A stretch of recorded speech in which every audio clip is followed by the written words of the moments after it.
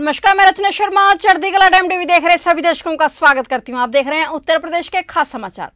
UP में होने वाले विधानसभा चुनाव 2022 से पहले अब सभी राजनीतिक दल पूरी तरह से चुनावी मोड में नजर आ रहे हैं। इसी कड़ी में उत्तर प्रदेश के मुख्यमंत्री योगी आदित्यनाथ आज शुक्रवार को आगामी विधानसभा चुनाव से पहले संगठन के पदाधिकारियों, सांसदों और विधायकों से खुद फीडबैक लेंगे। इसके लिए आज से क्षेत्रवार संगठन की बैठकों का सिलसिला भी शुरू हो रहा है। आज अवध क्षेत्र से आने वाले सांसदों, विधायकों और संगठन के पदाधिकारियों को मुख्यमंत्री आवास पर बुलाया गया है। लखनऊ में मुख्यमंत्री आवास पर आज शाम 4 बजे से 6 बजे के बीच अवध क्षेत्र की बैठक बुलाई है। मुख्यमंत्री योगी आदित्यनाथ 2022 विधानसभा चुनाव से पहले विधायकों के कामकाज का फीडबैक संगठन के लोगों से लेंगे। बैठक में प्रदेश अध्यक्ष स्वतंत्र देव सिंह भी मौजूद रहेंगे। अवध क्षेत्र में बीजेपी के 15 संगठनात्मक जिले आते हैं, जिसमें लोकसभा की कुल 16 सीटें आती हैं। इनमें 13 सीटों पर बीजेपी ने 2019 में जीत हासिल की थी। जो लोकसभा सीटें अवध क्षेत्र में बीजेपी ने जीती थी। इस बैठक में गोंडा, बहराइच, लखनऊ जिले से आने वाले मंत्री भी शामिल होंगे, जिनमें गोंडा से कैबिनेट मंत्री रमापति शास्त्री, बहराइच से सहकारिता मंत्री मुकुट बिहारी, लखनऊ से महिला बाल विकास मंत्री स्वाति सिंह, लखनऊ से ही कानून मंत्री ब्रजेश पाठक, लखनऊ से आने वाले नगर विकास मंत्री आशुतोष टंडन और बहराइच से नवनियुक्त राज्य मंत्री पलटू राम शामिल होंगे।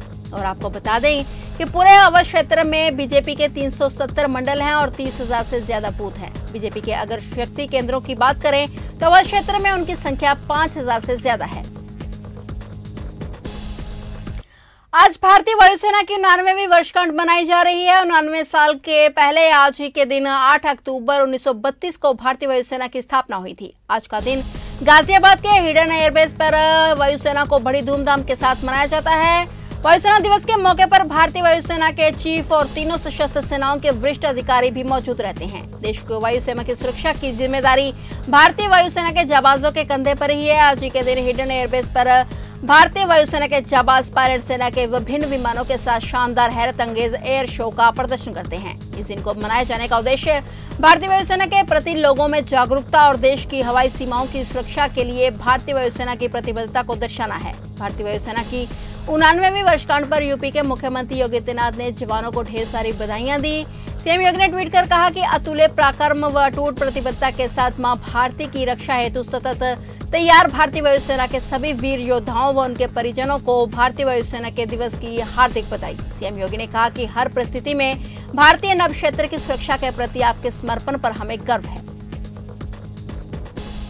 यूपी में बिजली की जरूरतों को पूरा करने के लिए यूपी सरकार सौर ऊर्जा उत्पादन को और बढ़ावा देगी और इसके तहत सरकार ने अगले 4 वर्षों में सौर ऊर्जा का उत्पादन 10,000 मेगावाट से अधिक करने का लक्ष्य तय किया है। इस टारगेट को हासिल करने के लिए बुंदेलखंड में 3 ultra mega solar energy park स्थापित किए जाएंगे। इसके अलावा रूफटॉप सोलर और नलकूपों का सौर ऊर्जीकरण करने का योजना को भी बढ़ावा दिया गया है। सरकार के ऐसे प्रयासों से सौर ऊर्जा के क्षेत्र में निवेश बढ़ रहा है और नौकरियों के रास्ते भी खुल रहे हैं। सूबे की नई सौर ऊर्जा नीति 2017 अब गांव-गांव में सौर ऊर्जा की रोशनी अंधेरे को मिटा रही है। वहीं दूसरी तरफ सौर ऊर्जा के उत्पादन की दिशा में बड़े निवेशकों ने आगे जा रहे हैं और वहीं पे बीते 4 वर्षों में 1635 मेगावाट क्षमता की सौर ऊर्जा परियोजनाएं लग चुकी हैं और 315 मेगावाट क्षमता की सौर ऊर्जा परियोजनाओं में जल्द ही उत्पादन होने लगेगा। इसके अलावा कई सौर ऊर्जा परियोजनाओं के निवेश संबंधी प्रस्ताव प्रदेश सरकार को मिले हैं, जबकि वर्ष 2017 से पहले प्रदेश में 300 मेगावाट सौर ऊर्जा का ही उत्पादन होता था। सरकार के प्रयासों से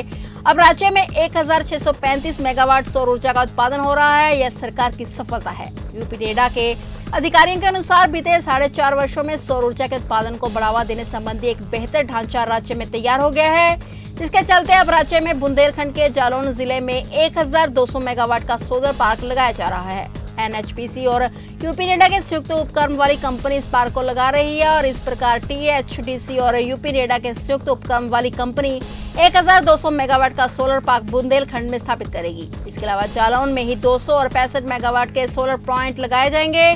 झांसी, ललितपुर और चित्रकूट में टूस्को और यूपी नेडा लगाएगी और बुंदेलखंड के 7 जिलों बांदा, चित्रकूट, हमीरपुर, महोबा, जालौन, झांसी और ललितपुर में अब तक कुल 11 सौर ऊर्जा प्राइवेट कंपनियां अपने सौर प्रोजेक्ट स्थापित कर चुकी हैं। इसमें 550 मेगावाट से ज्यादा बिजली रोजाना मिल रही है। इनमें 550 मेगावाट से ज्यादा बिजली रोजाना मिल रही है और सौर ऊर्जा के उत्पादन की दिशा में तेजी से हो रहे निवेश को देखते हुए सरकार ने भी इस सेक्टर पर ध्यान केंद्रित किया है। इसके चलते प्रदेश में 8,905 करोड़ रुपए के निवेश से तैयार हुई 2 दर्जन से अधिक सौर पावर परियोजनाएं शुरू हो चुकी हैं। इसके साथ ही सरकार के प्रयास से प्रदेश में 235 मेगावाट क्षमता के सोलर रूफटॉप स्थापित हो चुके हैं और अब गांवों में बाजारों और सड़कें सोलर स्ट्रीट लाइटों से जगमगाने लगी हैं। अब सौर ऊर्जा के क्षेत्र में लोगों को स्थायी रोजगार मिल रहा है और अगले चंद वर्षों में जब राज्य में 10,000 मेगावाट से अधिक सौर ऊर्जा का उत्पादन होने लगेगा। सरकारी नौकरी का इंतजार कर रहे युवाओं के लिए अच्छी खबर है। उत्तर प्रदेश के सभी 75 जिलों में खाली पड़े अमीनों के पद भरे जाएंगे। बकाया वसूली पर बढ़ाने के लिए उत्तर प्रदेश वाणिज्य कर विभाग 315 राजस्व अमीनों की भर्ती की तैयारी कर रहा है। उत्तर प्रदेश के 20 बड़े जिलों में 150 नियमित और 55 जिलों में 165 सीजनल अमीनों की भर्तियां करने का इरादा है। विभाग की ओर से भर्ती के लिए प्रस्ताव तैयार किया जा रहा है। इस भर्ती को उत्तर प्रदेश अधीनस्थ सेवा चयन आयोग कराएगा। चुनावी सीजन में यूपी सरकार भर्ती का नोटिफिकेशन जल्द जारी कर सकती है। कोरोना महामारी के कारण वैट और जीएसटी की वसूली प्रभावित हुई है। नए व्यापारियों का पंजीकरण कराने पर भी विभाग का जोर है। अमीनों पर बकाया राजस्व की वसूली की जिम्मेदारी होती है। विभागीय स्तर पर हुई समीक्षा में पाया गया है कि राजस्व वसूली बढ़ाने के लिए अमीनों की भर्तियां करनी होंगी और वाणिज्य कर विभाग में नियमित अमीन के कुल 475 पद हैं, जिनमें से फिलहाल 150 खाली हैं। वहीं 55 जिलों में वसूली का काम सीजनल अमीनों करते हैं। इन जिलों में औसतन 3 के हिसाब से 165 सीजनल अमीनों की भर्ती की मंशा है। कहा गया कि जब तक रिक्त पदों पर अमीनों की भर्ती कर मैन पावर नहीं बढ़ाया जाएगा तब तक वसूली की स्थिति में सुधार नहीं हो पाएगा। इसके आधार पर नियमित और सीजनल अमीनों के रिक्त पदों पर भर्ती करने का निर्देश दिया गया है। उत्तर प्रदेश में राजस्व वसूली में संबंधित कार्य अमीनों के द्वारा ही कराए जाते हैं, जबकि किसानों के कर्ज माफी का कार्य भी अमीनों के जरिए ही कराया जाता है। इसके अलावा भी सरकार की विभिन्न योजनाओं को ग्रामीण स्तर तक पहुंचाने और उनसे जुड़े राजस्व प्रक्रिया को पूरी करने में अपनी अहम भूमिका निभाते हैं। जबकि सरकारी धन लेने वाले यानी बैंकों से ऋण प्राप्त करने वाले लोगों से रकम वसूली, नहर से सिंचाई आदि के रूप में वसूले जाने वाले राजस्व का भी कार्य इनके द्वारा ही किया जाता है।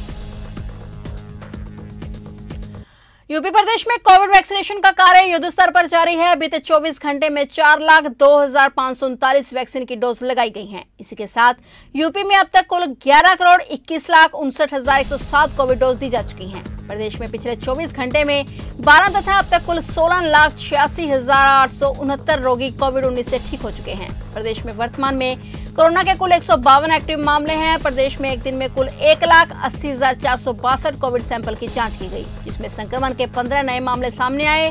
बता दें कि प्रदेश में अब तक कुल 7,97,84,013 कोविड सैंपल की जांच संपन्न हो चुकी है। फिलहाल उत्तर प्रदेश के खास समाचारों में इतना ही। तब तक के लिए देखते रहिए चढ़ती कला टाइम टीवी और मुझे दीजिए इजाजत। धन्यवाद।